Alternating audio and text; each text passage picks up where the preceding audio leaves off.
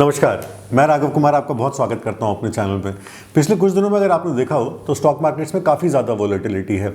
बहुत ज़्यादा उठापटक निफ्टी में एक ही दिन के अंदर होती है। जब मार्केट ओपन होता है तो पता चलता है कि निफ्टी 200 पॉइंट ऊपर है और मार्केट के क्लोज होते होते 300-400 पॉइंट माइनस में हो जाता है। कई बार माइनस जाने के बाद मार्केट फिर से फ्लैट हो जाता है। वहीं मिड कैप और स्मॉल कैप को अगर हम देखेंगे तो काफ़ी ज़्यादा करेक्शन हमें यहाँ पे देखने के लिए मिल रहा है। ग्लोबल क्यूज़ हो चाहे डोमेस्टिक क्यूज़ हो, पूरी तरीके से अनसर्टेनिटी बनी हुई है। किसी को कुछ नहीं पता कि मार्केट किस तरफ जाने वाले हैं। तो इस समय इंडियन स्टॉक मार्केट्स काफ़ी चैलेंजेस फेस कर रहे हैं, जो कि डोमेस्टिक और ग्लोबल फैक्टर्स की वजह से बहुत ज़्यादा वॉलेटिलिटी ये हमें देखने के लिए मिल रही है। इसमें slow economic growth, foreign capital outflows और यूएस फेडरल रिजर्व के इंटरेस्ट रेट पॉलिसीज, इसके जैसे जो इंटरनेशनल अनसर्टेनिटीज़ हैं वो भी इसे काफ़ी ज़्यादा अनस्टेबल भी बना देती हैं और काफ़ी ज़्यादा वोलेटाइल भी बना देती हैं। अब इसी बीच में हमारी फाइनेंस मिनिस्टर निर्मला सीतारमण जी 1 फरवरी को यूनियन बजट 2025 प्रेजेंट करेंगी, जिसमें ग्रोथ ओरिएंटेड मेजर्स और फिस्कल प्रूडेंस का बैलेंस बनाने की काफ़ी ज़्यादा उम्मीद है। ये बजट इकोनॉमी को स्टेबलाइज करने और लॉन्ग टर्म रेजिलियंस के लिए एक रोड मैप तय करने के लिए काफ़ी हेल्प कर सकता है। आज के इस वीडियो में हमें कुछ इंपॉर्टेंट पॉइंट्स पे ध्यान देना है। सबसे पहले हमें डिस्कस करना है कि यूनियन बजट 2025 से क्या एक्सपेक्टेशंस हो सकती हैं, क्या फियर्स हो सकते हैं कि अगर ऐसा हो तो मार्केट के लिए अच्छा हो सकता है, अगर ऐसा हो तो मार्केट के लिए नेगेटिव हो सकता है। दूसरी तरफ कुछ इंफॉर्मेशन भी हम डिस्कस कर सकते हैं जिसका किसी भी एनालिसिस से कोई लेना देना नहीं है। इसको आप अपनी पर्सनल एनालिसिस में यूज कर सकते हैं। वो इंफॉर्मेशन बेस्ड है कि इस पूरी वॉलेटिलिटी में चाहे मिड कैप हो, स्मॉल कैप हो या लार्ज कैप स्टॉक्स हो, कौन सा स्टॉक जो इंपॉर्टेंट हैं या कॉमन स्टॉक्स हैं कितने % तक गिर चुके हैं। इसमें से कुछ स्टॉक्स में वो डिस्कस करूंगा जो पहले भी हम अपने चैनल पर डिस्कस कर चुके हैं। कुछ मेरे पर्सनल इन्वेस्टमेंट्स हैं जो मैं डिस्कस करूंगा कि किस तरीके से उनका बिहेवियर रहा है इस वॉलेटिलिटी में। हालांकि प्राइस एक्शन को अगर देखा जाए तो उसका बहुत ज़्यादा कोई मतलब नहीं होता जब भी हम एक लॉन्ग टर्म व्यू बनाना चाहते हैं और मल्टीबैगर्स में इन्वेस्ट करना चाहते हैं। लेकिन इस तरह की वॉलेटिलिटी को स्टडी करना, खास तौर से जो कि किसी ना किसी इवेंट से रिलेटेड होती है, वो हमें अपनी एनालिसिस को फाइन ट्यून करने में काफी हेल्प करता है। अगर आप एक लॉन्ग टर्म मल्टीबैगर या ग्रोथ स्टॉक इन्वेस्टर बनना चाहते हैं तो इस तरह की मार्केट सिचुएशंस को, वॉलेटिलिटी को एनालाइज करना और कैसे इन बातों को ओवरकम किया जाता है या कैसे प्रेजेंट सिचुएशन में जो भी इंफॉर्मेशन हमारे पास अवेलेबल है उसको यूज किया जाता है, लॉन्ग टर्म रोड मैप तैयार करने के लिए आपको काफी हेल्प मिलेगी। अगर आप वीडियो देख ही रहे हैं तो आपसे रिक्वेस्ट है कि प्लीज़ वीडियो को लाइक जरूर करिएगा। चैनल पे नए आए तो चैनल को सब्सक्राइब भी करिए। आपके एक लाइक और एक सब्सक्राइब से हमें काफ़ी मोटिवेशन मिलता है। तो आज के वीडियो में सबसे पहले डिस्कस करते हैं इकोनॉमिक चैलेंजेस और ग्लोबल अनसर्टेनिटी। इंडिया के इकोनॉमिक चैलेंजेस काफ़ी हद तक ग्लोबल डायनेमिक्स से जुड़े हुए हैं। अब इंडिया एक ग्रोइंग इकोनॉमी है तो डेफिनेटली हम ग्लोबल इकोनॉमी से डीकपल नहीं हो सकते। इकोनॉमिक ग्रोथ स्लो हो रही है। जो फॉरेन कैपिटल आउटफ्लोज और इंटरनेशनल डेवलपमेंट जैसे कि प्रोटेक्शनिस्ट ट्रेड पॉलिसीज और यूएस मॉनेटरी पॉलिसीज के चेंजेस की वजह से काफ़ी कॉम्प्लिकेटेड हो गया है। ग्लोबलाइजेशन से प्रोटेक्शनिज्म की तरफ शिफ्ट होने के इस पूरी शिफ्ट में इंडियन गवर्नमेंट को एक ऐसे बजट की ज़रूरत है जो डोमेस्टिक ग्रोथ को फॉस्टर करे और एक्सटर्नल प्रेशर्स को भी काफ़ी हद तक आंसर करे या उन्हें काफ़ी हद तक एड्रेस करे। अगर हम एक्सपर्ट्स की इनसाइट्स देखें जो कि यूनियन बजट 2025 की तरफ आ चुके हैं तो कोटक महिंद्रा एएमसी के मैनेजिंग डायरेक्टर नीलेश शाह ये कहते हैं कि बजट एक क्रिटिकल टाइम पर आ रहा है। ग्लोबल एनवायरनमेंट में प्रोटेक्शनिज्म बढ़ रहा है और इस कॉन्टेक्स्ट में उन्होंने अर्बन कंजम्पशन को बूस्ट करने के लिए टैक्स रिफॉर्म्स और प्राइवेट इन्वेस्टमेंट को इंसेंटिवाइज करने की बात कही है। अब जहां तक टैक्स रिफॉर्म्स की बात है या प्राइवेट इन्वेस्टमेंट को इंसेंटिवाइज करने की बात है तो इस बारे में पहले भी गवर्नमेंट काफ़ी स्टेप्स लेने की कोशिश कर चुकी है। टैक्स रिफॉर्म्स की भी हम अभी डिटेल में डिस्कशन करेंगे। ग्रोथ प्रमोट करते हुए फिस्कल प्रूडेंस को मेंटेन करने की भी काफ़ी ज़रूरत है और उनका ऐसा भी कहना है कि नॉन कोर पीएसयूज का डिसइन्वेस्टमेंट भी हो जाना चाहिए ताकि फिस्कल कंस्ट्रेंट्स को एड्रेस किया जा सके। नॉन कोर पीएसयूज का मतलब सिंपल सा होता है कि वो पीएसयूज जो कि गवर्नमेंट की फंक्शनिंग के लिए या नेशनल सिक्योरिटी के लिए बहुत क्रिटिकल नहीं होते, तो ऐसे पीएसयूज को अगर डिसइन्वेस्टमेंट की तरफ बढ़ाया जाता है, उनके डिसइन्वेस्टमेंट का सजेशन आगे फ्लोट किया जाता है, अगर वो पीएसयूज गवर्नमेंट पे किसी भी तरह का कंस्ट्रेंट डाल रहे हैं तो उस कंस्ट्रेंट को एड्रेस किया जा सकता है।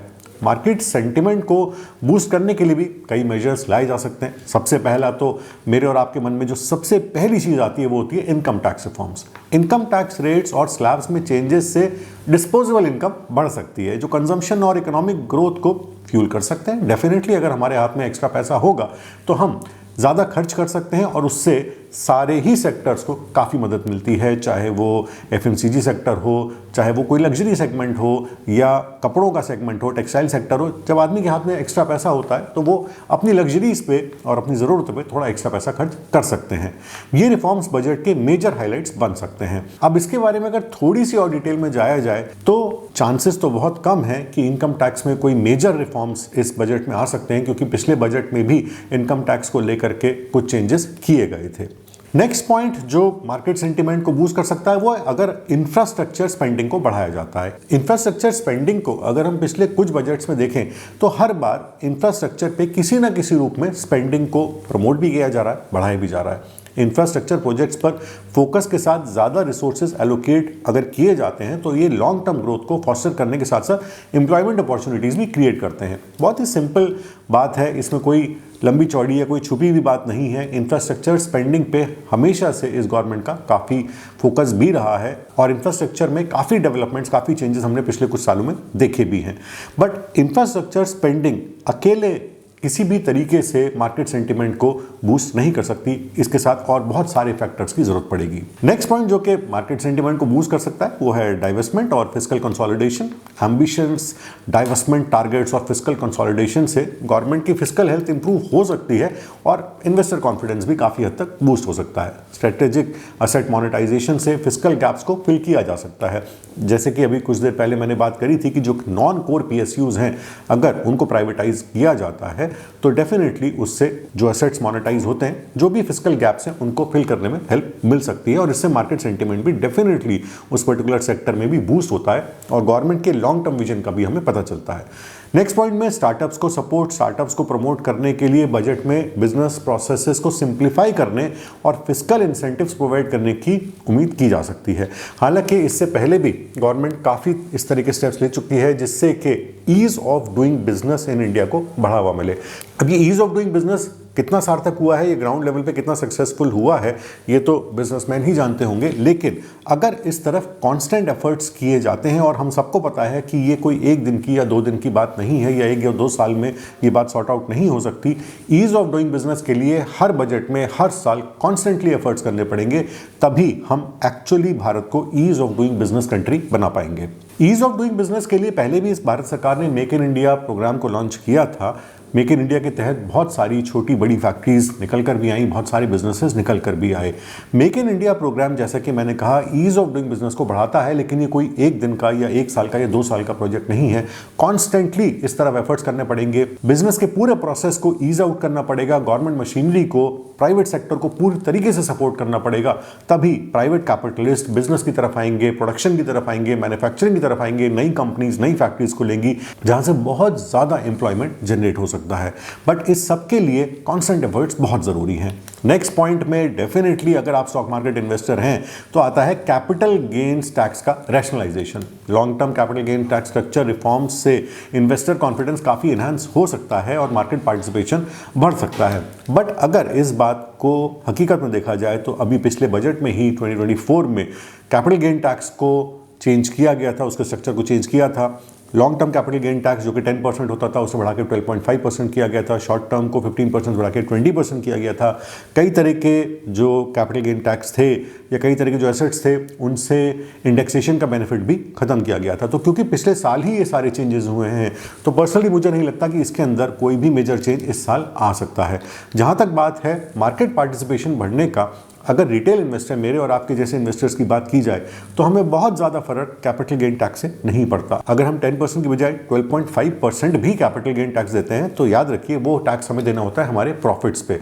अब प्रॉफिट्स पे टैक्स देने से डरने की वजह से तो हम मार्केट में पार्टिसिपेशन कम नहीं कर देंगे, मल्टी पैकेट्स पे इन्वेस्ट करना बंद नहीं कर देंगे, क्योंकि जो भी हमें टैक्स देना है वो प्रॉफिट्स पे ही देना है। तो मुझे नहीं लगता कि रिटेल पार्टिसिपेशन में कैपिटल गेन टैक्स का कोई इतना बड़ा रोल हो सकता है। जहाँ तक बात है बड़े इन्वेस्टर्स की जो कि बहुत बड़े टिकट साइज पे इन्वेस्ट करते हैं, डेफिनेटली उनके लिए 1% मैटर करता है। फिर आता है सिक्योरिटीज ट्रांजैक्शन टैक्स, इसको भी रिवाइज किया जा सकता है। फ्यूचर और ऑप्शंस के लिए एसटीटी रेट्स को कम किया जा सकता है जिससे ट्रांजैक्शन कॉस्ट रिड्यूस हो और डेरिवेटिव्स मार्केट में एक्टिविटी बढ़ने में मदद मिले। हालांकि डेरिवेटिव्स मार्केट में एक्टिविटी को कंट्रोल करने वाले और भी बहुत सारे फैक्टर्स हैं। कुछ टाइम पहले ही सेबी ने सारे लॉट साइजेस और बहुत सारी terms and conditions F and O market की रिवाइज करी थी, उन्होंने एक्सपायरीज भी चेंज करी थी। तो सिर्फ मुझे नहीं लगता कि एसटीटी रिवाइज होने से पार्टिसिपेशन बढ़ेगा। जहां तक रिटेल इन्वेस्टर्स की सवाल है तो सिर्फ एसटीटी उनको अफेक्ट नहीं कर सकता, लॉट साइज और साथ ही साथ एक्सपायरीज की चेंज होने से ज़्यादा फर्क पड़ा है। फिर आते हैं स्मॉल बिजनेसेस और रूरल एम्प्लॉयमेंट को किस तरीके से सपोर्ट दिया जा सकता है। जब तक रूरल एरियाज में जॉब्स क्रिएट नहीं होंगे जिसमें रिन्यूएबल एनर्जी, इलेक्ट्रिक व्हीकल्स और सस्टेनेबिलिटी प्रोजेक्ट्स का काफ़ी हद तक हाथ रह सकता है। तो अगर इन सेक्टर्स को टारगेट किया जाता है और बजट का हिस्सा बनाया जाता है, मेजरली बजट का हिस्सा डेफिनेटली बनाया जाता है, तो डेफिनेटली यहाँ से काफ़ी बूस्ट हमें मिल सकता है। फिर आते हैं सेक्टोरल फोकस और बजटरी प्रायोरिटीज में। सबसे पहला आएगा कैपिटल एक्सपेंडिचर और इंफ्रास्ट्रक्चर डेवलपमेंट। एक्सपर्ट्स ये एंटिसिपेट करते हैं कि कैपिटल एक्सपेंडिचर 2.95 ट्रिलियन रुपीज से ज़्यादा हो सकता है। इनोवेटिव फाइनेंसिंग मॉडल्स जैसे कि बीओटी और एचएएम को फिस्कल कंस्ट्रेंट्स के अंडर प्रायोरिटाइज किया जा सकता है। बैंकिंग और क्रेडिट ग्रोथ को अगर हम देखें तो बैंकिंग सेक्टर में एमएसएमई सेगमेंट के लिए क्रेडिट ग्रोथ स्ट्रांग है। Credit availability post pandemic businesses recovery के लिए काफ़ी क्रूशियल है और ऐसे बहुत से बिजनेसेस हैं जो कि अभी भी पैंडेमिक के उस इफेक्ट से निकलने की कोशिश कर रहे हैं। तो इसमें बैंकिंग का और क्रेडिट का बहुत ज़्यादा रोल रहेगा। सर्विस सेक्टर की रेजिलियंस को भी देखना जरूरी है। आईटी, फाइनेंस और बिजनेस सर्विसेज जैसे सेक्टर्स में काफ़ी हद तक स्ट्रांग ग्रोथ हमने देखी है। गवर्नमेंट के इनहैंस सपोर्ट से इसका जीडीपी में कॉन्ट्रीब्यूशन और ज़्यादा बढ़ सकता है। इसी बीच में बजट को काफ़ी सारे चैलेंजेस और रिस्क्स को भी एड्रेस करना पड़ेगा, जैसे कि inflationary pressure, high food prices के कारण इन्फ्लेशन एक बड़ी चैलेंज है। बजट में प्राइस स्टेबिलिटी को इंश्योर करना है और इन्फ्लेशनरी प्रेशर को एड्रेस करना बहुत ज़्यादा इंपॉर्टेंट है। खासतौर से मिडिल क्लास की अगर बात करी जाए तो उनके लिए ये एक बहुत इंपॉर्टेंट फैक्टर है। फिर जियोपॉलिटिकल अनसर्टेनिटी जैसे कि मिडिल ईस्ट कॉन्फ्लिक्ट्स जैसे जियोपॉलिटिकल इश्यूज ऑयल प्राइसेस और सप्लाई चेन्स को डिसरप्ट करते हैं। ग्लोबल इकोनॉमिक अनसर्टेनिटीज भी कैपिटल फ्लोज और ट्रेड डायनेमिक्स को इंपैक्ट कर सकती हैं। अब तक के इस डिस्कशन से ये तो क्लियर है कि बजट से काफ़ी एक्सपेक्टेशंस हैं और ये expectations her class of person को हैं, हर क्लास ऑफ सिटीजन को हैं, चाहे वो अमीर हों, चाहे मिडिल क्लास हों या मिडिल क्लास से नीचे हों, चाहे वो बिजनेसमैन हो, सर्विस सेक्टर में हो, वो जॉब करते हों या उनकी कोई दुकान हो। बट बजट प्रेजेंट करते समय फाइनेंस मिनिस्टर के सामने काफ़ी चैलेंजेस भी हैं, काफ़ी रिस्क्स भी हैं, बहुत सारे ऐसे फैक्टर्स हैं जिनको कंसिडरेशन में लेना पड़ेगा। कुछ डिसीजंस लास्ट ईयर लिए जा चुके हैं, जैसे कि इनकम टैक्स में भी कुछ चेंजेस हुए थे और कैपिटल गेन टैक्स में तो डेफिनेटिव चेंजेस हुए थे लास्ट ईयर। तो मुझे नहीं लगता कि इसमें बहुत बड़े या मेजर चेंजेस इस साल होंगे। हो सकता है कैपिटल गेन टैक्स पे बिल्कुल भी कोई डिस्कशन ना किया जाए और उसे एज इट इज़ मेंटेन किया जाए। अगर उसे बढ़ाया जाता है तो डेफिनेटली ये बहुत ही नेगेटिव इंपैक्ट देगा मार्केट्स के लिए। मार्केट्स में पहले ही बहुत अनस्टेबिलिटी है, काफ़ी ज़्यादा अनसर्टेनिटी है। अब हम नेक्स्ट पॉइंट में आएंगे जिसमें हम बजट 2025 से एक्सपेक्टेशंस डिस्कस करेंगे। ये एक्सपेक्टेशन सबसे पहले तो ब्रॉड एक्सपेक्टेशंस है कि ओवरऑल मार्केट किस तरीके से या ओवरऑल इकोनॉमी क्या एक्सपेक्ट करती है बजट 2025 से। फिर अलग अलग सेक्टर्स क्या एक्सपेक्ट करते हैं कि बजट उनके लिए क्या प्रोवाइड कर सकता है, क्या इंसेंटिव्स प्रोवाइड कर सकते हैं, क्या ईज प्रोवाइड कर सकते हैं जिससे उन सेक्टर्स को बूस्ट मिले। और इसके बाद ये भी देखना जरूरी है कि कुछ कंपनीज के स्टॉक्स कितने करेक्ट हुए हैं अपने हाई से इस पूरी वॉलेटिलिटी के अंदर। क्योंकि ये वीडियो ज़्यादा लंबा हो रहा है इसलिए मैं इस पूरे पार्ट को डिस्कस करूंगा नेक्स्ट वीडियो में। मुझे इस वीडियो के कमेंट्स में जरूर बताइएगा कि आपको ये वीडियो कैसा लगा, आपको क्या लगता है कि बजट 2025 से क्या एक्सपेक्टेशंस हो सकती हैं। अगर आप मेरे जैसे एक रिटेल इन्वेस्टर हैं तो आपके लिए भी ये बजट काफ़ी इंपॉर्टेंट है, इसलिए कमेंट्स देना मत भूलिएगा। चलने से पहले आपको याद दिला देता हूं कि अगर आप मेरी मल्टीबैगर ग्रोथ स्टॉक वर्कशॉप के साथ कनेक्ट होकर के सीखना चाहते हैं कि कैसे रियल टाइम मार्केट्स में मल्टीबैगर स्टॉक से सिलेक्शन किया जाता है, कौन से फंडामेंटल फाइनेंशियल फैक्टर्स होते हैं, कौन से माइक्रो इकोनॉमिक फैक्टर्स होते हैं जो कि हमें ध्यान में रखने चाहिए, जिनके एनालिसिस बहुत इंपॉर्टेंट है किसी भी स्टॉक सिलेक्शन से पहले, तो मेरी वर्कशॉप का लिंक नीचे डिस्क्रिप्शन में है। आज की वीडियो में इतना ही, अगली बार फिर मिलेंगे किसी नई इन्फॉर्मेशन के साथ। जय हिंद।